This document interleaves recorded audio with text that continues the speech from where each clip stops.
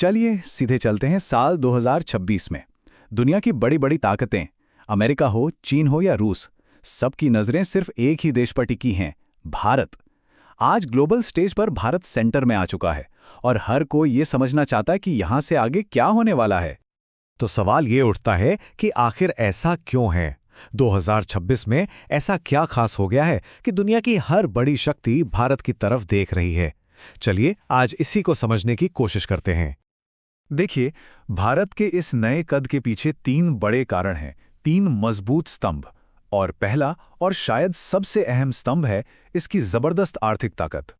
2026 आते आते भारत दुनिया की सबसे तेजी से बढ़ने वाली बड़ी इकोनॉमीज में से एक बन चुका है, बल्कि टॉप 5 में शामिल है। अब जरा सोचिए, 140 करोड़ से ज्यादा लोगों का एक विशाल मार्केट।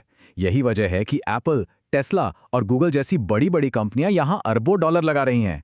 मतलब साफ है, दुनिया को अगर ग्रोथ चाहिए तो उसे भारत आना ही होगा। और इस पूरे आर्थिक खेल के सेंटर में एक बड़ी मजेदार स्ट्रैटेजी काम कर रही है, चाइना प्लस वन। पिछले कुछ सालों के ट्रेड वॉर और पैंडेमिक ने कंपनियों को यह सिखा दिया है कि सिर्फ चीन पर डिपेंड रहना कितना रिस्की है।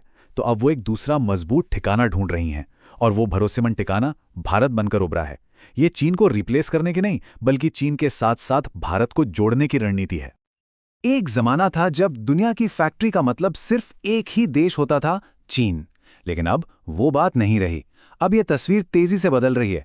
कंपनियां अपनी बड़ी बड़ी फैक्ट्रियों को चीन से निकालकर भारत में लगा रही हैं। भारत अब दुनिया की सप्लाई चेन का एक नया, बहुत जरूरी हिस्सा बन रहा है। पर भारत की असली आर्थिक ताकत उसकी फैक्ट्रियों में नहीं, उसके लोगों में है। ये दुनिया की सबसे युवा आबादी वाले देशों में से एक है। हर साल यहां से लाखों पढ़े लिखे इंजीनियर्स और टेक एक्सपर्ट्स निकल रहे हैं। एक जबरदस्त स्टार्टअप कल्चर भी है।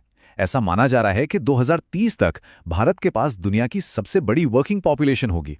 यानी दुनिया के अगले बड़े आइडियाज और इनोवेशंस यहीं से निकलने वाले हैं। अच्छा, तो ये तो हुई इकोनॉमी की बात, जो कहानी का सिर्फ एक हिस्सा है। अब बात करते हैं दूसरे स्तंभ की, जो भारत को एक स्ट्रेटेजिक पावर हाउस बनाता है, यानी इसकी जियोपॉलिटिक्स, डिफेंस और दुनिया में इसकी बढ़ती ताकत। भारत की विदेश नीति की सबसे खास बात है उसका बैलेंस, कमाल का संतुलन है। वो एक ही वक्त पर अमेरिका और रूस दोनों के साथ मजबूत रिश्ते रखता है। यूरोप से भी दोस्ती है और मिडिल ईस्ट से भी। मतलब जो देश आपस में कंपटीशन कर रहे हैं, भारत उन सब के साथ अपने रिश्ते अच्छे बनाए हुए है। लेकिन इन रिश्तों का यह मतलब बिल्कुल नहीं कि भारत किसी एक का होकर रह गया है। वो अमेरिका के साथ क्वाड का हिस्सा भी है, और उधर चीन, रूस के साथ ब्रिक्स का भी। G20 जैसे मंचों पर वो अपनी बात पूरी आज़ादी से रखता है, और यही आज़ाद विदेश नीति उसे दुनिया में एक भरोसेमंद पार्टनर बनाती है। और जब बात ताकत की हो तो 2026 में भारत की सेना दुनिया की टॉप 5 सबसे ताकतवर सेनाओं में से एक है। ये एक न्यूक्लियर पावर है, और अब तो मेक इन इंडिया के तहत तेजस फाइटर जेट और INS विक्रांत जैसे एडवांस्ड हथियार खुद बना रहा है। यही वजह है कि दुनिया भारत को एशिया में शांति और स्थिरता बनाए रखने वाले एक जरूरी देश के तौर पर देखती है। भारत की स्ट्रेटेजिक इंपॉर्टेंस को समझने के लिए बस एक आंकड़ा काफी है, 60%। दुनिया का लगभग 60% समुद्री व्यापार इंडियन ओशन यानी हिंद महासागर से होकर गुजरता है। हम तक पहुंचने वाला तेल, गैस, इलेक्ट्रॉनिक्स, लगभग सब कुछ इन्हीं रास्तों से आता है। और इस हिंद महासागर के ठीक बीच में कौन है? भारत। अपनी लोकेशन की वजह से भारत इन समुद्री रास्तों का एक नेचुरल गार्डियन है। अंडमान निकोबार से लेकर अरब सागर तक फैले अपने नेवल बेस के जरिए वो इन बेहद जरूरी ट्रेड रूट्स की सुरक्षा करता है। सीधे शब्दों में कहें तो दुनिया की इकोनॉमी को स्मूथली चलाने के लिए भारत की जरूरत है। तो हमने आर्थिक और सैन्य ताकत की बात की, लेकिन भारत का असर सिर्फ यहीं तक नहीं है। अब आते हैं तीसरे और आखिरी स्तंभ पर, जो भारत को एक अलग तरह की नैतिक और राजनीतिक ताकत देता है। भारत अब सिर्फ अपने 140 करोड़ लोगों की बात नहीं करता।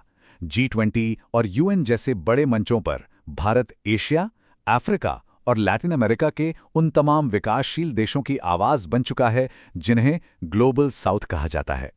ये उन देशों का लीडर बन गया है जिनकी बात पहले ज्यादा सुनी नहीं जाती थी। और ये सिर्फ कहने की बात नहीं है। जब कोई देश दुनिया के करोड़ों लोगों को रिप्रेजेंट करने लगता है तो उसे एक जबरदस्त नैतिक और राजनीतिक ताकत मिलती है।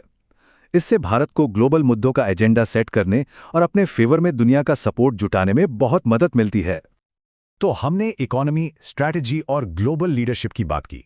जब हम इन तीनों स्तंभों को एक साथ जोड़कर देखते हैं तो 2026 के भारत की एक बहुत ही साफ तस्वीर सामने आती है। 2026 में भारत सिर्फ एक बड़ा देश नहीं, बल्कि एक मल्टी डायमेंशनल पावर सेंटर है। ये एक आर्थिक इंजन है, एक मिलिट्री पावर है जो इलाके में स्थिरता ला रहा है, एक ऐसा डिप्लोमैट है जो सबको साध कर चल रहा है, और करोड़ों विकासशील लोगों की उम्मीदों की आवाज़ है। इसका असर हर तरफ महसूस हो रहा है और इसीलिए आज पूरी दुनिया की नज़रें भारत पर हैं। तो अंत में एक बड़ा सवाल खड़ा होता है। इन सब ताकतों को देखते हुए क्या भारत 2040 तक एक ग्लोबल सुपर पावर बनने की राह पर है, या अभी भी इस रास्ते में बहुत सी चुनौतियां हैं? ये वो सवाल है जिस पर सोचना बहुत ज़रूरी है।